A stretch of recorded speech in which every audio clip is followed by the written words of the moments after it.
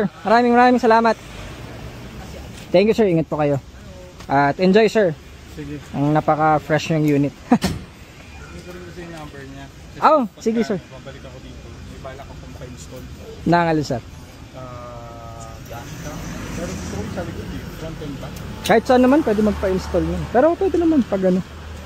Ikot nyo lang dito. Sige po. Yan. So ito, signal light, nakaano kasi pala yung LED. So, yun lang.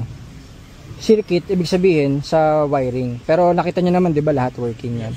So, sa ano yan, turn signal kasi naka-LED siya. So, bukod dyan, the rest, kita nyo naman. EPS, electronic power steering, SRS, airbag 1, 2, lahat green. So, kita nyo, Hyundai to, pero lahat is green. Except yung dito, very minor, ilaw lang yan. Turn signal right, tsaka left. So, naka-LED kasi yan, yung ano, kaya naka-code siya. Sige sir, no problem. Yan, ito sir yung sa lahat ng module, na green lahat. Partida na, nung Sabado, nakita nyo sir, ginamit pa nila to dun sa ano, sa Cavite. Oo, ilang buong araw gamit. So, tested and everything. Oo, dito kahit naman di Ford, tulad yan, fast brake unit to, pero lahat tinetest pa rin namin, ni-scan, kita nyo lahat naman green. Ito lang, kita nyo naman, ano lang yan, bumbilya, turn signal right hand tsaka left hand. So other than that is green lahat sir.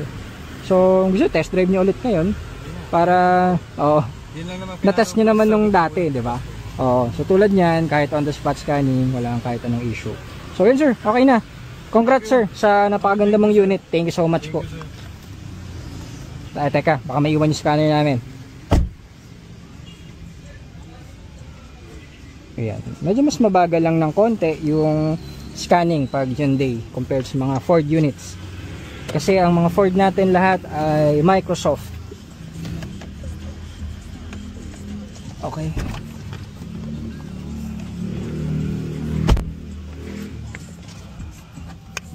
Joke lang. Baliktad. Okay.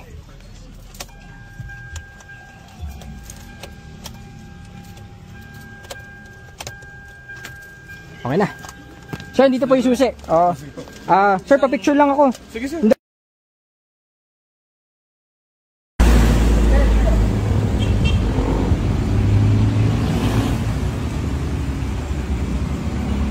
Thank you. Sir, salamat. Enjoy po. Ingat kayo.